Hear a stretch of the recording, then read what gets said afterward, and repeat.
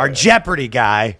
Who This guy cannot catch a fucking break. Yeah, me and Danny have been texting Holy back and forth shit. about our Jeopardy. This This Jeopardy guy all cannot week. catch a break right now. Washington Post wrote the fucking most hilarious article on this topic. So after he got fired from his other job, this is what Washington Post wrote. They go, how journalism saved Jeopardy from an unworthy host after an utter failure of corporate vetting. Way to pat yourself on the back, journalism. That's their take. You think they're watching it on the news and it's like breaking news, like in their newsroom on the TV. Mike Richards or whatever and they're like, yay, journalism! We did it, journalism. Yeah, fuck. Do you ever see, that the newsroom? Yeah. I remember one of the lines that I always think of. The famous thing is when he goes, yeah, America's the friggin' best. Yeah. Well, yeah, we're pretty good. Yeah. Well, do you think about this? We're number 45 in meat consumption. I list off all the things they're bad at. Uh-huh. But that show, at one point, when he's on like a come up, he's doing good. And then he has like a good story and he looks at the girl. He goes, I fucking love the news. I thought that was so funny. I fucking love the news. He looks at the mirror and he goes, fuck, I love news.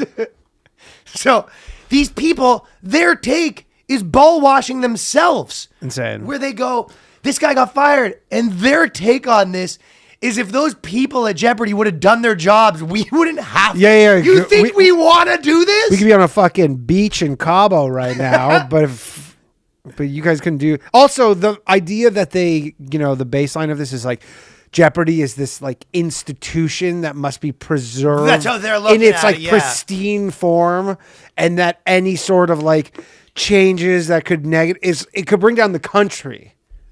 Like this is like important. This is, it's like Jenga, and they're like you're fucking with the fabric of our culture. That's exactly how they're talking about They it. are. They really are. They go, oh my god, imagine Jeopardy. It's a game show that from 40 years ago that 5% of people give a shit about who used to.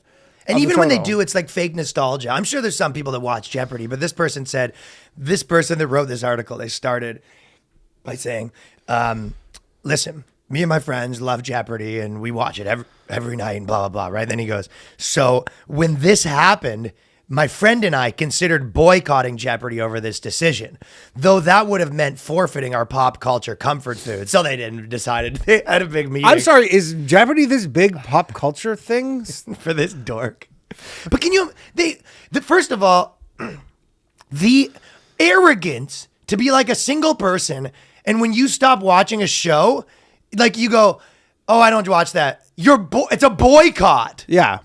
There is one thing I'll say that I am kind of like probably lukewarm on is the fact that this dude was the executive producer. You're on a hunt to pick a host. Then you just pull this move where you pick yourself. Yeah. Like straight up, you go like you weren't even in the mix for this. We talked about that. Yeah, That I know. was But I'm saying it's such a scumbag move. But yeah, for him to just lose everything. You know what? They put us into positions where we have to defend people. I don't know. Maybe this guy sucks. But the problem is, oh, he's for sure sucks. Right now, I am fucking pro Mike Richards. I'm pro Michael Richards. If your name's Mike, your name's Richards. Let's hang. Richard Jennings. You think him and fucking Kramer are hanging? Going, dude, it's tough being us, huh? Tough being Mike Woo! How far we have fallen. Yeah.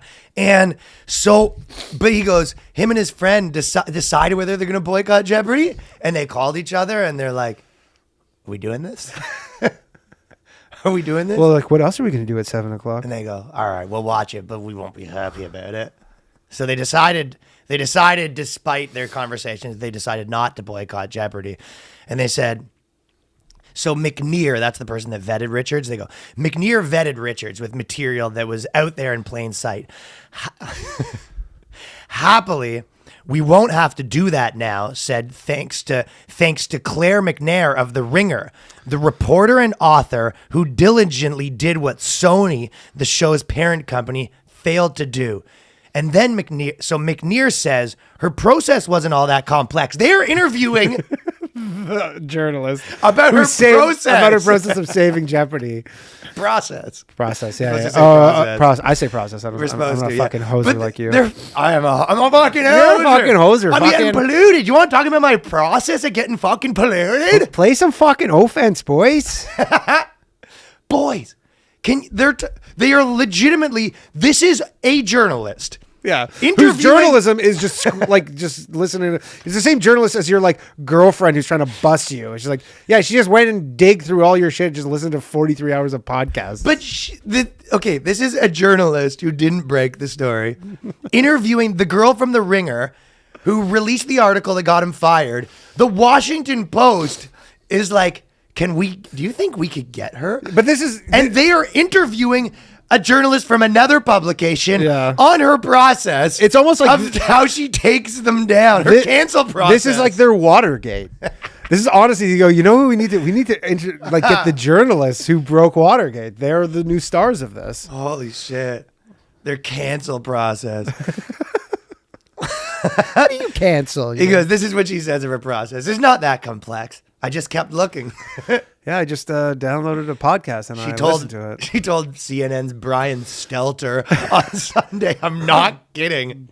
She was being interviewed. I want them to talk Stelter. shop, and she goes, yeah, so sometimes I've been toying with listening to 1.5 speed or 2 speed, because you can't listen to 1 speed, that just takes too long. Sometimes with 2 though you miss stuff, so I've settled on 1.5 speed. Or she's like I had a custom speed made for me. I had a friend at Spotify. 1.77 is the perfect speed. It's a perfect speed but it's for a custom speed. You can't get that. Not everybody. That's She has- journalism only. Dude, the ultimate, like the expert mode cancelers.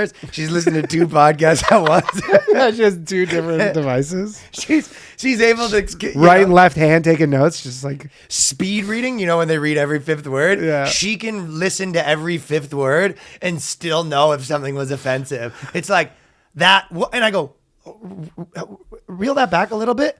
That black, I could tell by the tone that was about to be a cancelable offense. Cancelable hours. The lawyers is billable hours. Cancelable hours. Just reading transcripts of podcasts. Holy shit. In a Twitter thread over the weekend, McNair included some of the material that she didn't have any room for in the last week's story. Sort of like the extras. Yeah. It's like the bloopers and the extra footage. On the cutting room floor. What was left on the cutting.